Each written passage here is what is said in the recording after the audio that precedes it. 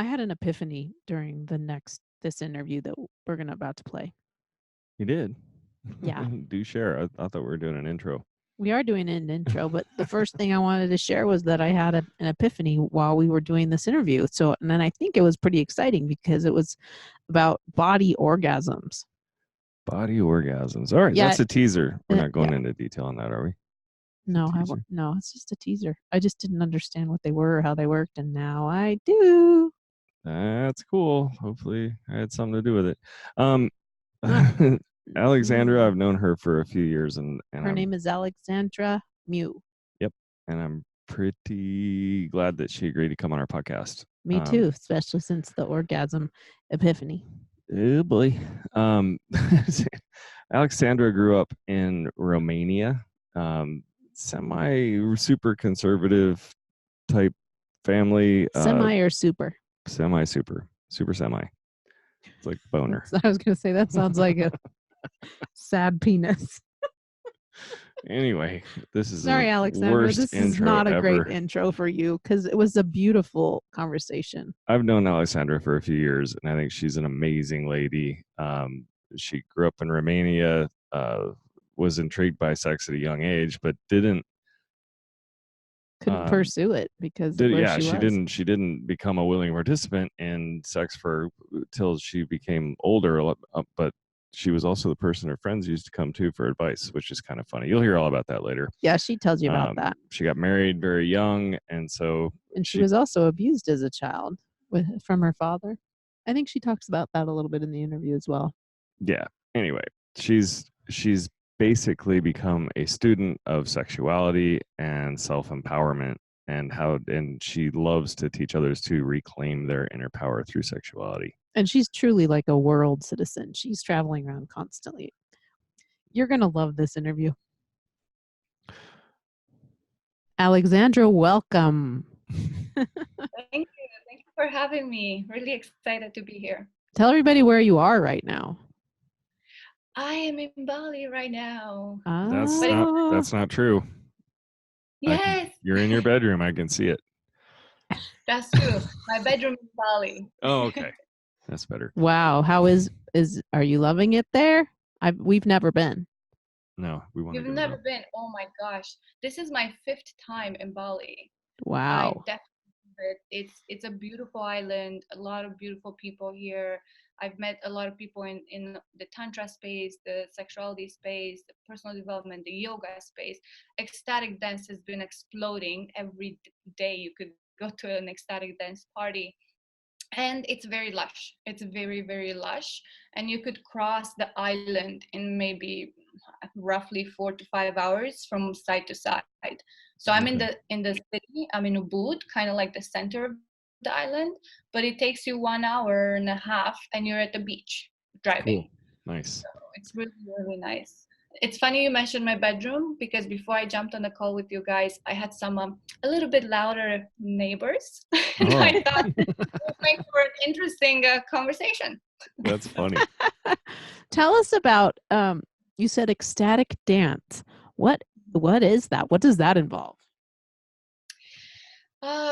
That's a very good question. So I came across ecstatic dance when I lived in Malaysia a few years back. I used to live in Canada till 2014. Then I was in Malaysia for 3 years. And in Malaysia, I was exposed to this side of the Southeast Asia. And I heard about 5 rhythm dance and ecstatic dance. And I was like, ooh, what's that? I love dance and I love movement because it moves the energy. So I don't think there is a way you can describe ecstatic dance. If you were to look at an ecstatic dance party, people just move their bodies however they want, in whatever flow they want. Now, the music is a little bit more particular because it's more sensual music. So then the movements are slower, they're more intentional, a lot of fluid movements, especially from women, but both men and women dance that way. And I've been at an ecstatic dance festival here in Bali, and they even played house music, but kind of house techno mixed with more fluid tones. Right. So some people would call it like there's tempo vibes, and the movement is constantly like you're constantly undulating your body, and you like people go up on the floor and they just like, it's just releasing energy and moving however you feel like. It's releasing ecstasy through dance. So Nice. that's how I would describe it. We're gonna have to find one of those dance parties. I'd like to see what you got. People are going to make fun of my rhythm even at that one, I think. Even though you can do whatever you want, somebody's still going to make fun of me. It's okay, honey. It's like, who's the guy with the jerky motions out there? It's like, no, that's fluid movement. That's his fluid movement. That's my fluidity. Oh, that's funny. Yeah, So- you're allowed to dance however you want in those situations.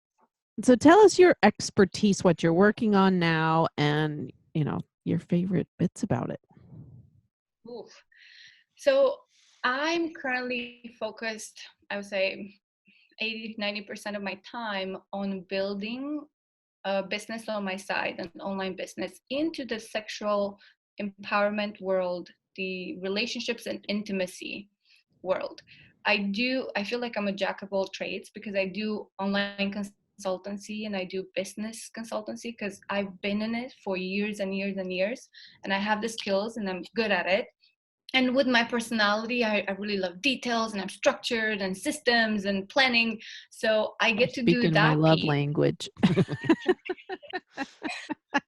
That piece has worked for me for so long. So even in Mind Valley, I moved through so many roles, from like content creation to account manager to like all kinds of things. So I've developed a lot of skills. So now I do work business consultancy, but since January, I fully embraced my passion for sexual empowerment, for relationship and intimacy empowerment, because I've had a lot of crazy things in my life. I've been married, I'm divorced, and everything at the base of who I am or how I live my life, relationships are at the core. Everything, personal relationships, family, social, work, doesn't matter. Like we interact constantly with each other. And coming from a Eastern European culture, from the background of, as a woman, you behave in a certain way, you don't do this, you don't say that, you dress too much, or you're too much, or like there was a lot of oppression and boxing, and I've never ever liked that. I always felt like I was the one who's constantly breaking a rule, even though I was so well behaved. Like I always did what my parents wanted me to do. I went to the school they wanted me to go. My mom dressed me up till I was like almost in high school. They would comb my hair, choose my accessory. Like I was very well behaved, but I feel like it was constantly giving in. So I got very frustrated the older I got, and I didn't feel like I was being myself. So in high school, I got very curious about sexuality. And I remember a girl came to me. She was studying to go to med school, and she had a tutor. And she said, "Oh, here, I think you like this book." It was Sex for Dummies, those big yellow books. And I was like, "What? Why me?" She's like, "It just feels like this is your book." So I would hide that book under my desk for probably 2 weeks, but I read it cover to cover because it included everything from our biology, our anatomy, like what happens when you're a teenager, you go through puberty. And then it also included sex positions and included sex with disabilities, like everything. And I was so fascinated.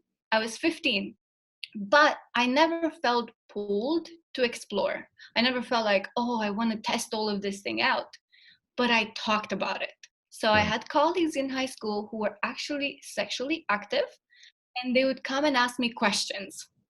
And one day someone asked me a very specific question, and I said, "You realize I am not doing any of this. You are, and you're asking me questions." It was so strange to me. And that's what it made me think, that we go into this part of our life unprepared and without actually being fully ready for it. So I've always told my colleagues and my friends, don't do something if you don't want to. And I became sexually active at 18. Even in hindsight, I probably could have waited another year or two. But even then, with all the reading and research, because I love reading and learning, I still encountered a lot of failed relationships that affected my self-esteem, that affected my confidence. Mm-hmm. And I also grew up with a little bit of a drama in my family. My dad drank heavily. He was violent and physically abusive. So I had a lot of trauma with my relationships with men and distrust. And it applied in everything I did, even work-wise. My boss, I always felt oppressed or like put down or not heard, not listened to. And we grew up in our culture a little bit more free, I would say, in our sexual expression. So Mm-hmm. people complimenting you or like touching your arm or your leg or smacking your bum, they happened. They happened in school, they happened across the street, like they happened a lot in Europe. So after my marriage and divorce, I felt so disconnected from myself, from my body, from who I was, that I did not like what I saw. Like I looked in the mirror one day and I could not recognize myself. And I was upset with myself for allowing to go there. It wasn't like, okay, I blamed the partner because he turned into my dad, but eventually I allowed to stay into that relationship for 5 years. So now I had to do my own healing and my own kind of like digging myself out of the hole I felt into. And that's how I discovered Tantra. And Tantra for me was my own way of coming back to me. And Okay. I already had some content before and I was really curious. So that's what pushed me towards it. And since January now, I've been heavily involved in creating content for free out there and working on building something for people, because I want people to have healthy sexual experiences, healthy relationships, healthy intimacy. Yeah. We do too. Same page. But a lot of what you said is right in par with what your Sam's. She's applied for like 10 different. Is it okay if I tell people that? I don't know. She's What if doing, I don't get one? Then she's I'll doing, be sad. She's applied for talks where the first name is 3 letters and rhymes with Ed, and Yeah. and there's a letter after that that rhymes with sex. So I'll let people try to figure that out. That's very discreet, dear. But but in her talk, she talks about she touches on a lot of what you were just talking about, especially with how we're raised. Well, like you can elaborate way more. Yeah, I don't really intelligently talk on about this. that. You kind of do. No, I talk more about how when we just don't get very good sex education Yeah, that's what I in meant. school. And yeah, it leaves a lot of questions. We have a lot of misinformation that we believe erroneously, which affects how we feel about sex, how we engage in our sexual relationship. So I talk about that. Is that what you mean? Yeah. Well, so Alexandra, tell me what do you think is one of the biggest, like, when you're talking about misinformation, what is one of the worst things that you've come across, like in your time in the U.S., that how we're raised, and or maybe it's probably wider spread than just the U.S., but we kind of believe that we're a little more sexually closed here than. What do you think? I mean, I think it's a mix of different things, right? Because I travel now and I've been traveling almost 2 years completely on the go, like a nomad, 100%. And anywhere you go in the world, you'll find people who know how to express themselves healthy into their sexuality or relationships or intimacy. And then you find people who are like so off the range that I'm like, I don't even know how you got there. And with this context, to me, it's about power and oppression. And I don't just look at it as a woman, just at the gender, because I've seen men go through struggles in this area in their life. It's a lot visible for women, and the women have been rising up now and speaking up about it a lot more. But we deal with child trafficking of both boys and girls. We deal with human trafficking in all genders. So to me, it's the oppression, the power, because you get to overpower and control very easily in this part of our life. And the shame element, it just takes everything away, because we look at shame and guilt, and that was the first step I had to take to free myself, because I had built up guilt from my culture, education, religion, society, everything. And then I had shame from the people who were close to me. So the fact that the people close to me made me feel like somehow I am, because guilt, you kind of feel bad about something or doing something and you want to correct that behavior, or be like, oh, I was lying, and you don't want to lie. Mhm. Shame, it's affecting you. It's like I am somehow bad or wrong, or my own person is damaged. Right. And shame is such a big piece of this space. And in North America, I hear certain things where I I told someone I want to come and change sex ed across the world. Like, Yeah. so crazy. The stories about girls pledging their virginities to their father because of Jesus Christ, like, it just makes my heart go crazy. I do not understand sometimes how logically, because we can develop things, we evolved so fast, technology is like booming, and meanwhile here it feels like we're stone age. Yeah. And we have all this knowledge and information at our fingertips, and we still seem to be struggling heavily in And this we go space. in the United States, in my opinion, we go from one extreme to the next. So you're raised up with very little knowledge of anything, and the easiest thing that you have access to is porn, and that's like a really shitty opposite of porn. I mean, it's, don't get me wrong, porn has its place, and I'm for it in those places, but if that's how you're teaching yourself, then you're really not getting it. Yeah. Oh yeah, I mean, a lot of people talk, and because I come from different spaces now, I've been in energy healing space, personal development, tantra, conscious sexuality, like I've been immersed in all of them, and also in like sexual education. So a lot of people, they're like against porn, but like we're visual beings, Mhm. and porn plays its factor. And if you look at males being aroused by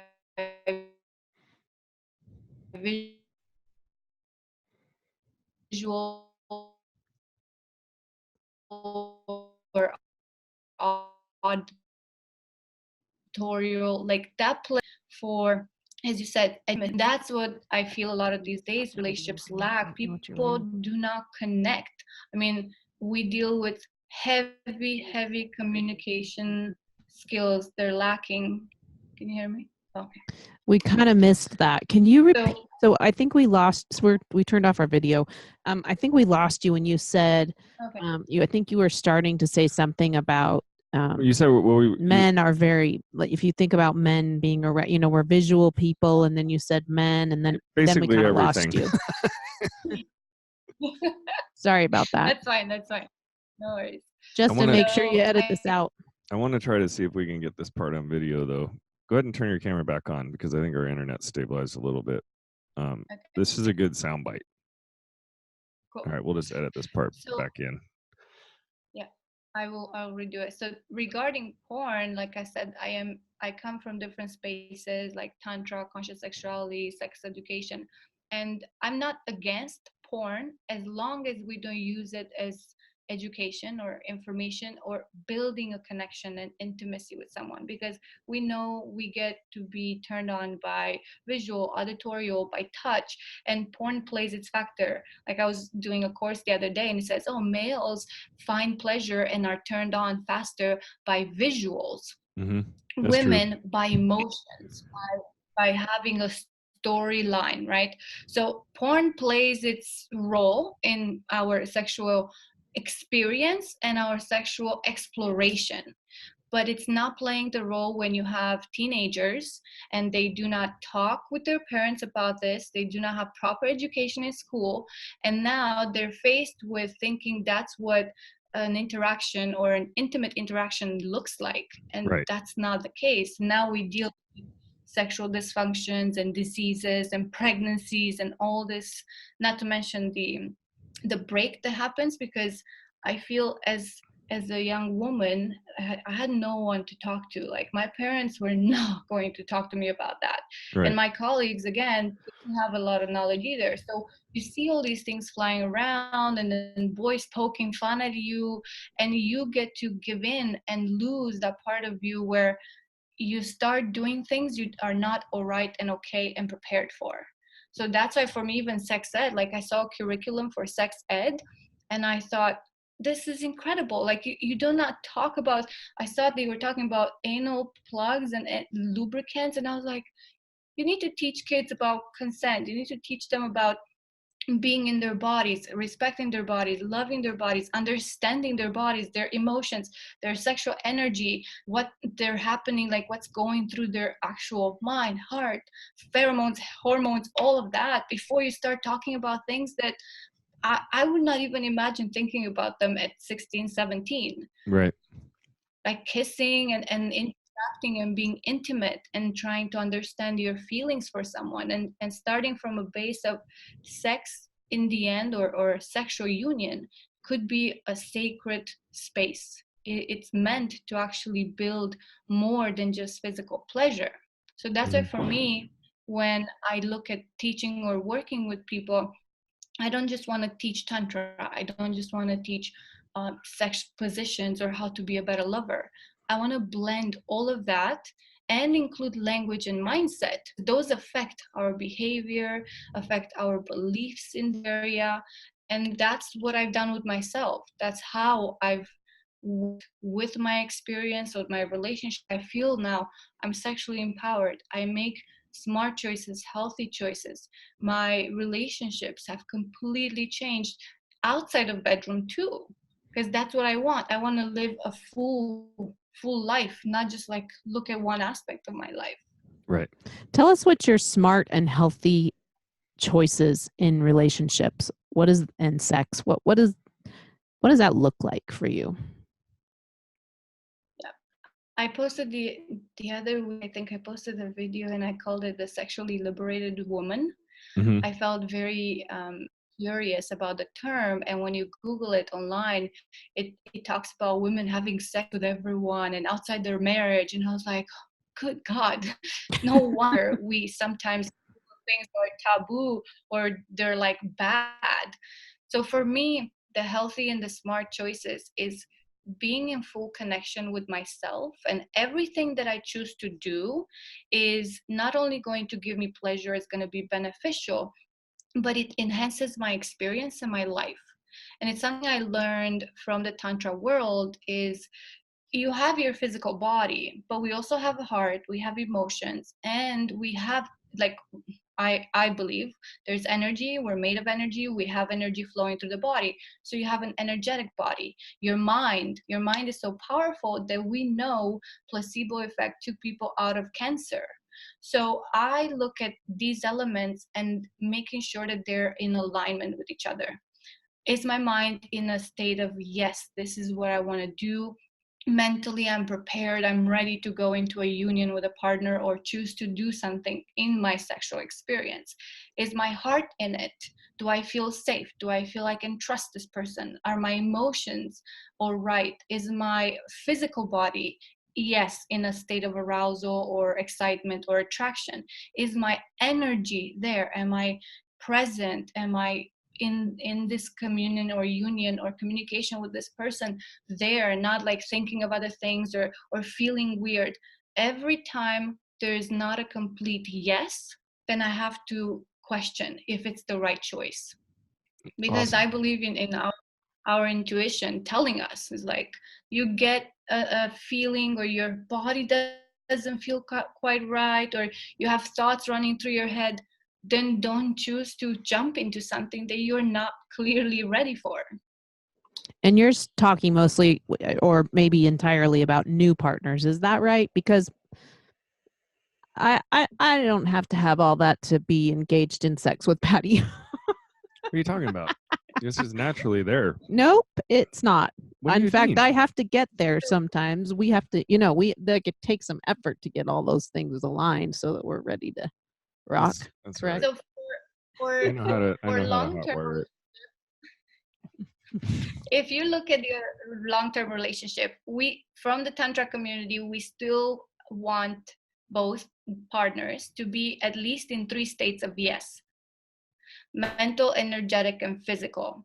Because if you're physically turned on, you're excited, and then mentally you're there, you're not thinking of your grocery list or what you have to do tomorrow. And then if your energy is present and you're actually connecting with your partner, then your experience is a lot better. It's like, we don't know what we don't know. We can have quickies. I'm not against that. You can have like a spontaneous session. You can have a shower together and like play there. All those elements are still part of our experience, and they should be incorporated. I never say, oh, never do anything, because then, considering how busy our lives are, then you may end up waiting for a long time. But if you do want to build deeper union, you want to build more intimacy, you want to build a stronger connection, then you look at, okay, I put my phone away, I'm not going to think of anything else. I know for the next hour I am fully present and I'm in this experience. So it applies to all kinds of relationships, long-term or short-term. The long-term relationships, I think they have an advantage where if you're in a healthy relationship, you know your desires, your needs, your boundaries, and you get to explore with the partner you trust, and you have built that space. In a new relationship, you have to get there first. Yeah, that makes sense. So let's say you only have 1 out of 3 of the yeses going. How does Tantra have a way to get the other 2 parts of you to the yes? Of course, it's an amazing question. And it depends on which of your yeses is there and which is not, right? But let's say your physical body is in a state of arousal. So that's a yes. Your body says, yes, I'm ready. But then you have all kinds of thoughts and you think, oh, I have some stuff to do, or I need to do something after. And emotionally, you're not really sure where you stand. So when we look at Tantra, we look at a lifestyle. Tantra is not just about sex or sexuality. It's how we show up in the world. And presence is very important. So That's one in of case Patty's you don't favorite have... things. Whoop, did it cut out?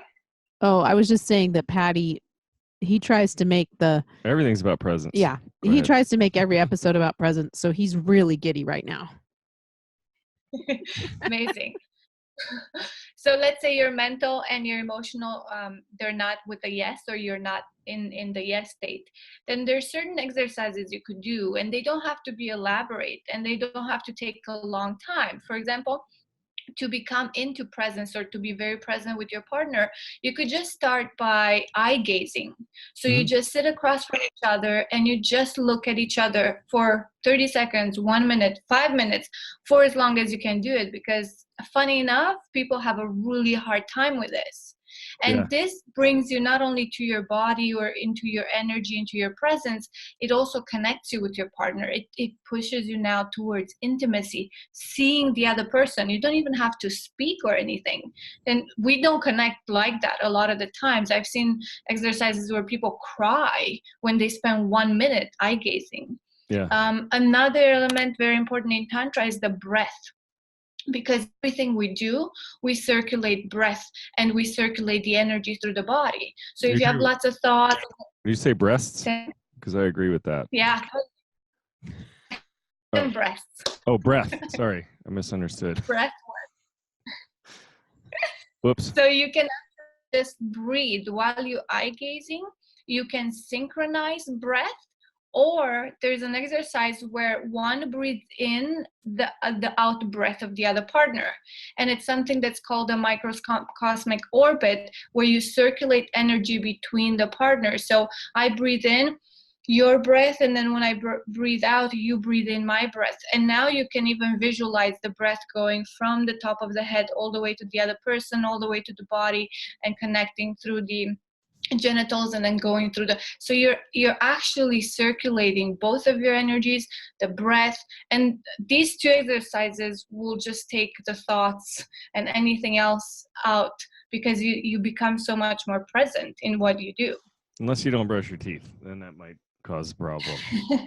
Yeah. On the breathing Prepare part. the area. You can breathe through your nose. You don't have to always breathe through your mouth. I mean, Okay. it's good to have inhale and exhale in and out of your like nose and mouth, but if you think that that's a big problem, maybe you can have a mint handy. There you go. Great Have a mint handy. suggestion. Um, Mints by the bedside. what did I want to ask you Yep. about? That's So, beautiful. It's almost like meditation, like meditating together in a way. what's cool about it too Yeah, is and that I think a lot of people, I mean, we've never really studied Tantra at all. We had one lady on who's like a kind of a world leader in the subject, Lori ooh, I'm Handler. losing you. Okay, we only need about 5 more minutes. Okay. All right. So what I was saying to what you were talking about is, I think, well, for us anyway, a lot of, and maybe other couples do, but some of that stuff we've done kind of naturally. I know that I've been doing the breathing thing, at least trying to breathe with somebody for years. With somebody? You. And oh, good. and then but the eye gazing thing too, that was an exercise we did on one of our couples trips that we really liked, but we did it for 3 minutes and we both thought, wow, 3 minutes is a long freaking time. And there were people that were crying. Well, I tried to do it. I put a twist on it. When we did the eye gazing, I wanted people to think about nothing but gratitude and all the ways that they're grateful for the person across from them. So, and maybe there's other twists that we can put on it or not, but yeah, it is crazy how intense that can get. But then, 5 minutes is a long time. I think it's something to build up to. So try it for a minute first. That's my recommendation.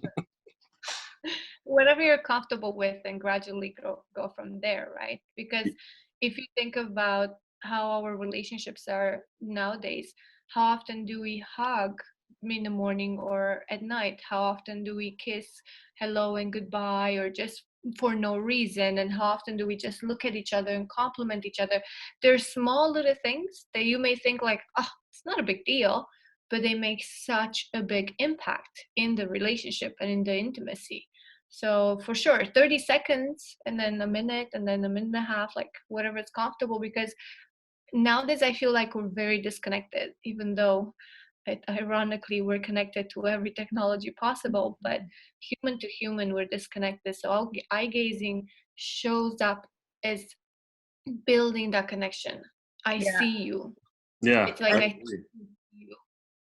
I agree. And scientifically speaking, with a lot of Gottman's research, he shows that all those little moments where you are just looking at each other or giving each other a compliment or having a little kiss or a hug, those moments are way more important than the big trips or the big, having lots of those moments creates more intimacy than, the big, we think of, oh, we're going on a romantic vacation for our honeymoon, but if you haven't done all those little things along the way, the big things that you do aren't nearly as significant as all the little things you do on a day-to-day basis. And plus you're jump starting. I mean, if you do all those little things along the way, when you do finally get away, you're so if super excited about it. Well, yeah, because if you think about it, if you're not doing those little things on a daily basis and being present in them, I would recommend also, because you can give somebody a hug, but if you're like, okay, I got to go, and you're like pulling away, then there's zero intimacy there. But if you can just be present in that moment of the hug and just be present in that moment of looking at somebody and telling them that you love them or that they look beautiful or all of those things, it makes... Or you could express admiration or compliment in terms of like, oh, I'm so happy when you help me take out the trash. Like even the most mundane things can become intimate and supportive of your relationship. Kiss 5 seconds longer, hug 5 seconds longer. And like if we look at relationship, love and desire are two major components. And if you do not continue building desire, harnessing that, love can continue for a while because it's commitment and it's caring for someone or respecting and protecting them. But desire, if you lose that, then you're going to have to build it back up, and you build passion, and it takes a little bit of time to look at your partner with new eyes and feel like, oh, I have tingles through my body seeing them. So these small elements will maintain and will help you get through passion and find desire faster than Agreed. And I would even say, when we talk about presence, is easy to say, it's much harder to do, but I always know that I'm there when I feel it. So if I look at Sam and I say, wow, you look super cute today, honey, and I can just feel it in my tummy, like, you know what I mean? Then I know I was in that moment, in that time, you know, and it almost even makes me get like a teeny lump in my throat when I think about it that way. But and if you do that stuff on a daily basis, when you do get away, you're hitting the ground running, as opposed to saying, you know what, I'm going to take this person away in a month and I'm going to give them all the time in the world. It takes like a week just to get that intimacy going again, and then it's time to go home and you're back where you started.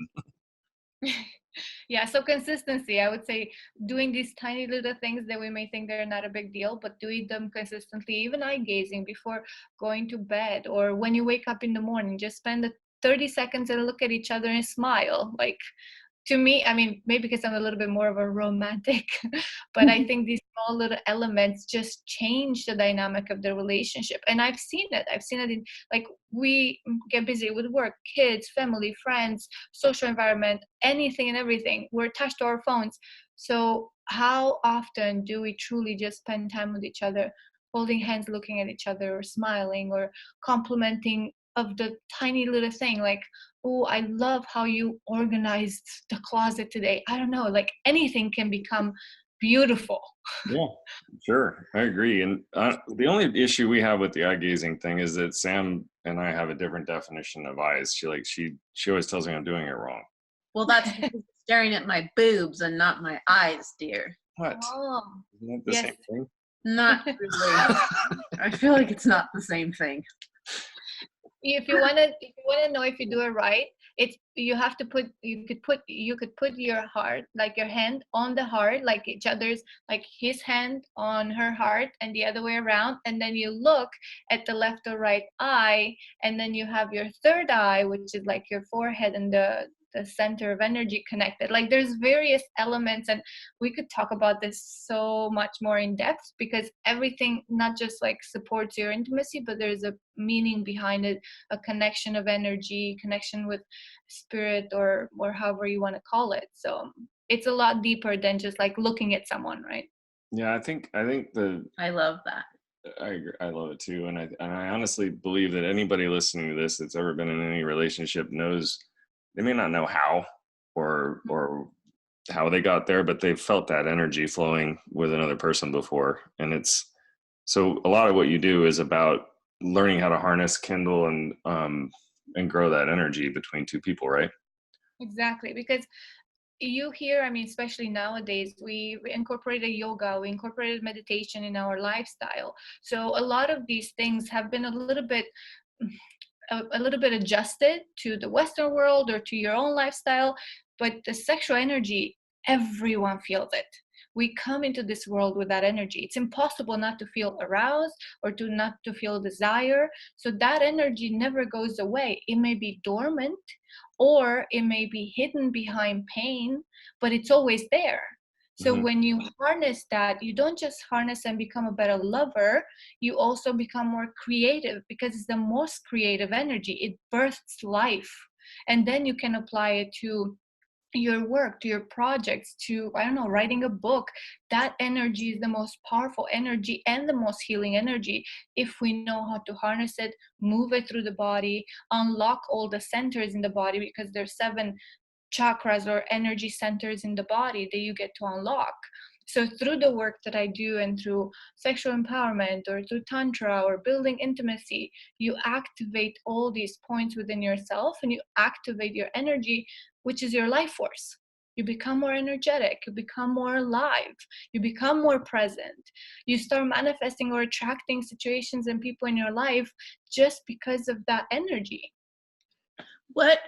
We have the eye gazing thing. Do you have like, and I mean, I don't really like these questions because I think they're unfair, but so I apologize in advance, but do you have like 2 or 3 other things that people can do to to try to get to what you're talking about, because it excites me so much, you know, to spark that and use that sexual energy for creation and creativity. What things can you do to spark that? And if it's you can be like, Sam, I don't have time to explain it, because I think it's a whole day unfair. workshop. Yeah, exactly. But I would. No, but if I mean, you had a few quick things, it would be amazing. for sure. And there, like you said, there are a lot of things that we could go into depth, but there are some things that you could do where again, it's not going to take a lot of time. And what I've observed, a lot of the times we're disconnected from our body. And in order for you to feel your sexual energy, you need to tune into your body. So the simplest exercise is to feel, where is this energy located? And a lot of the times we get so caught up in our day-to-day that we don't pay attention, right? That's why they say, oh, meditate, so you slow down and see what happens. Well, you can also have active meditation where you walk and you do other things and you meditate. That's a different technique. But for me, the easiest thing is to sit with myself, even if it's not in a quiet place, even if you keep your eyes open, but caress my body slightly on my arm or on my leg and see how my body responds. Where is the energy located? Sometimes I have a lot of energy in my tummy. Sometimes in my heart, we can feel like we want to explode, or in your throat. Like you said, you have a lump in your throat. That's your energy reacting, because that's another energetic point. The sexual energy, it's in our genitals. And if we look at something that we're very attracted to, or we get aroused by someone or something, then tune in and feel that energy. And when you feel that energy, that excitement, breathe. Breathe very, very deeply so you can move that energy. You can move it down your legs so you can feel tingles, or you can breathe in and pull it up through the body. And you don't have to be an expert at this. You just have to imagine like a ball of fire and going up or down through your body. Even if at the beginning you may not feel much because we're not used to doing these exercises, the more you do it, the more you feel those things. And of course, if you're on your own and you have 5 minutes in your own privacy, even naked, you caress your body with soft touch and hard touch. So now you can observe the energy and how the body reacts. The more you do this, the more you become aware and in tune to the energy. So then with breath, again, you move that energy through the body. So this is the simplest thing that everyone can do during shower, after shower, before you get into the shower. Like there's so many times when you put cream on your body, we just need to slow down for 5 seconds. Now rush, quick, put some lotion on, put clothes on and rush out the door or sleep. Now take 5 seconds and just slowly observe what happens in the body. And that's how you tune into the energy. So we have the eye gazing, we have the breath, we have the caresses or the body observation through breath too. What else? Well, I can't wait to try that. I don't, it's so funny. Like, I I'm feel gonna like go put sometimes lotion on right now. I feel like, oh, good. I feel like sometimes with sex, it's, it's almost like goal oriented. Like, let's get to the orgasm. How can we get to the orgasm quicker? And then we've learned to slow down and enjoy, the touching and the foreplay and the, but still, there's that tension, that sexual tension of like getting to the end. And so I love this idea of really tuning into where it's happening in my body. I don't think I've ever tried that. Have you tried that? Me? Yeah. And you can try it on each other. You can caress each other and then say out loud, I feel tingles through my thigh, or I feel like flutters in my stomach. Like you can see where that energy is. And for example, in Tantra, the tantric massages for both men and women, they're not just for pleasure, they're for energy movements. So when you touch slow or soft or hard or faster, you always observe the energy. And to come back to your goal-oriented lovemaking, the worst question that I think a partner can ask me is, did you come? Did you orgasm? I'm like, well, I'm not running anywhere.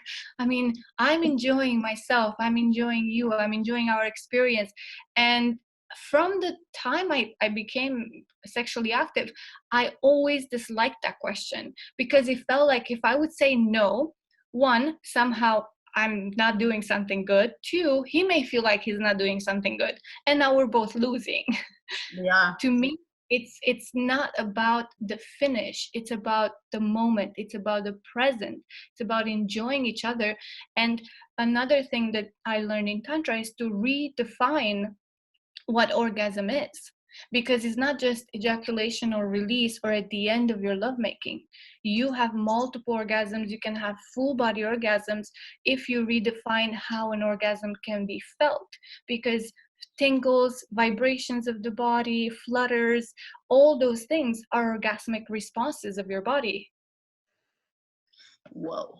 I've wondered what that, we had another person who was talking about sex, and she was talking about all these different kinds of orgasms. And I think I tried to get her to elaborate, but she didn't. I never felt like I got an answer. So I'm grateful that you just said that, because that makes more sense to me than, that I can relate to that, as opposed to thinking about a genital orgasm and then thinking about having a toe orgasm. I couldn't quite put that together. But when you talk about the energy and where the energy is moving and how it's affecting your body, that makes more sense. Did you just say toegasm? Yeah.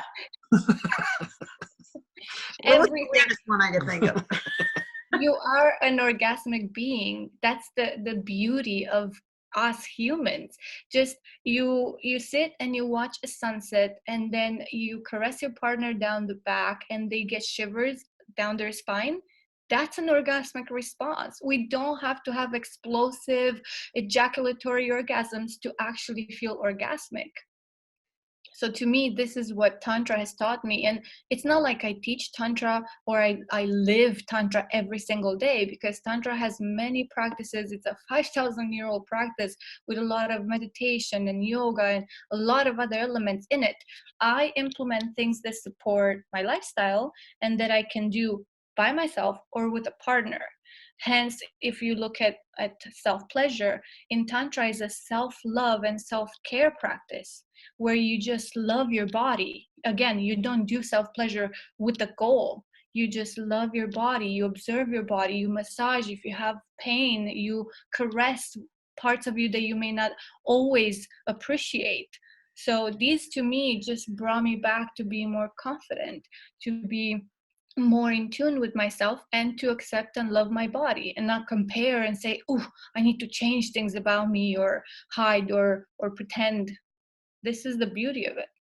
That's I think that's something, we're so critical of ourselves. I think particularly women, but I mean, I think it applies to men too. We're so critical of ourselves. We're so critical of our bodies, and we do not love ourselves enough. I think as a society, as an American society, I think this is one of the biggest problems that we have, because you know when you meet someone who loves themselves, because they're so more open and loving to other people, and at least that's my opinion. Yeah, you're self-full. Yeah, self-full. Not selfish, self-full. Yep.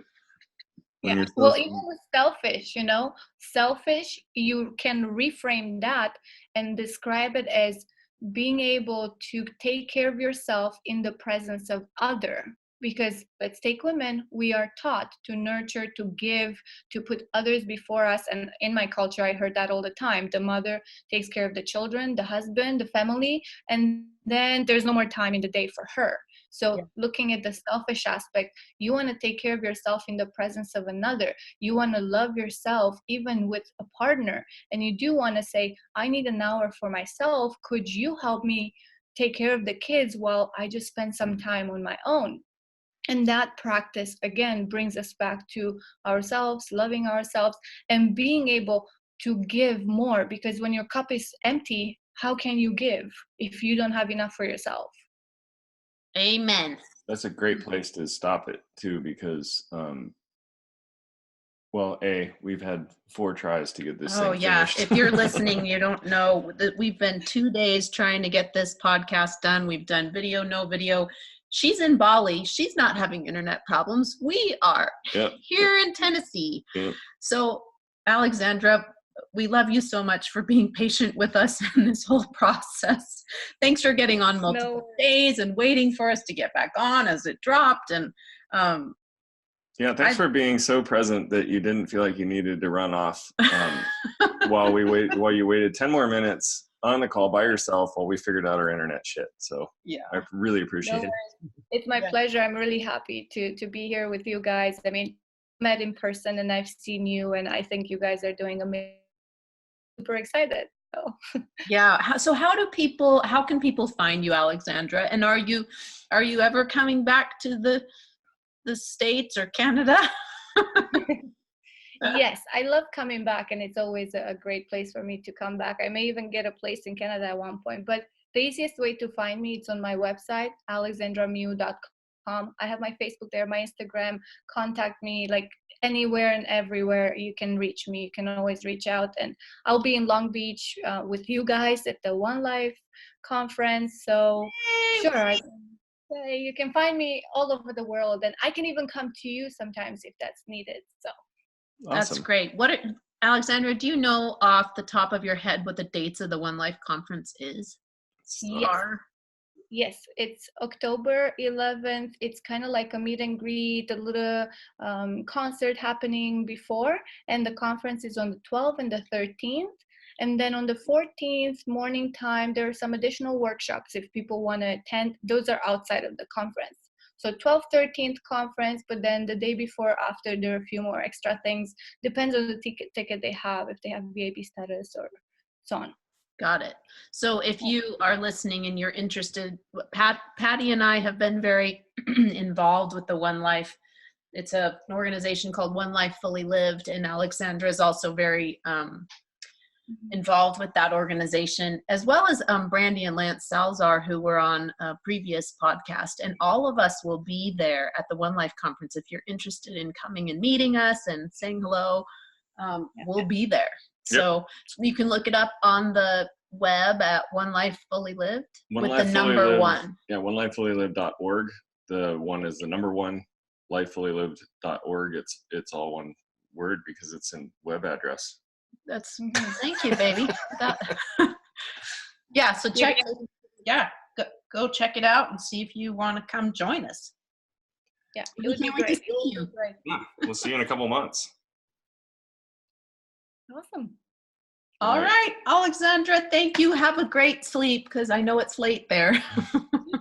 Thank you so much. Enjoy your day, your weekend, and again, thank you for having me. It's amazing talking to you guys. And thanks for being here. All right.